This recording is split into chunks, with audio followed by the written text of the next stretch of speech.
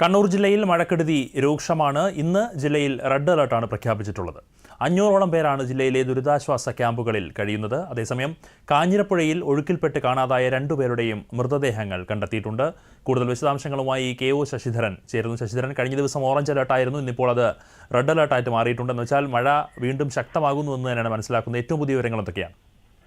അനന്തോ, ഇന്ന് ഉച്ചയോടുകൂടിയാണ് ജില്ലയിൽ red alert പ്രഖ്യാപിച്ചിട്ടുള്ളത്. എങ്കിലും മഴയുടെ ശക്തി അത്ര തീവ്രമല്ല. കാരണം നേരിയ തോതിലുള്ള മഴ അങ്ങിങ്ങ് പെയ്യുന്നുണ്ട്.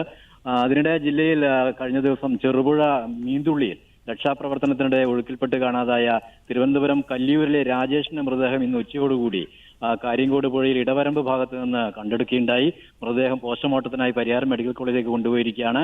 തുടർന്ന് ഇനി തിരുവനന്തപുരത്തേക്ക് കൊണ്ടുപോകും. മീന്തുള്ളിയിലെ തുരുത്തിൽ ഒറ്റപ്പെട്ടു പോയ ഒരാളെ രക്ഷപ്പെടുത്തുന്നതിനിടെയാണ് രാജേഷ് ഒഴുക്കിൽപ്പെട്ടത്.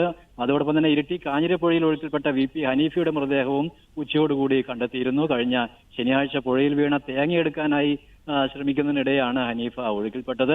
കഴിഞ്ഞ 4 ദിവസത്തിനിടെ കാലവർഷക്കെടുതിയിൽ ജില്ലയിൽ മരിച്ചവരുടെ ഇപ്പോൾ 3 കണ്ണൂർ ജില്ലയിൽ ഇന്ന് മിക്ക പ്രദേശങ്ങളിലും തെളിഞ്ഞ കാലാവസ്ഥയാണ് അനുഭവപ്പെടുന്നത്. ഉച്ചയ്ക്ക് ശേഷം ചുവപ്പ് ജാഗ്രത ഉണ്ട്. കനത്ത മഴയിലുണ്ടായ മണ്ണിടിച്ചിലിനെ തുടർന്ന് കണ്ണൂർ കൊട്ടിയൂർ പാൽച്ചുരം മാനന്തവാടി റോഡ് തുറന്നു നൽകാൻ ജില്ലാ കലക്ടർ ഉത്തരവിട്ടിട്ടുണ്ട്. പകൽ സമയങ്ങളിൽ മാത്രമാണ് ഈ റോഡ് തുറക്കുന്നത്. വൈകിട്ട് 6 മണി മുതൽ രാവിലെ 6 മണി വരെയുള്ള സമയങ്ങളിൽ ഗതാഗതം നിരോധിച്ചിട്ടുണ്ട്. പയ്യാവൂർ ഗ്രാമപഞ്ചായത്തിൽ അതാണ് വലിയ തോതിലുള്ള നാശനഷ്ടങ്ങൾ ഉണ്ടായ മലയോര മേഖലയിൽപ്പെട്ട ഒരു പ്രദേശമാണ് പയ്യാവൂർ. ഈ പഞ്ചായത്തിൽ തകർച്ച നേരിടുന്ന 4 പാലങ്ങളാണ് ഇവിടെ തകർന്നിരിക്കുന്നത്.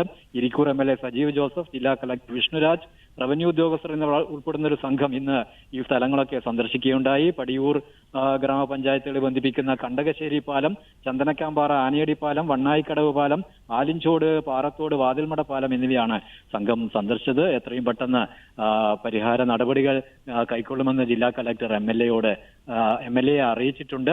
വരും മണിക്കൂറുകളിൽ നല്ല മഴ പെയ്യുമെന്നുള്ളൊരു പ്രതീക്ഷയിലാണ് ജനങ്ങളെല്ലാവരും. അനന്തു.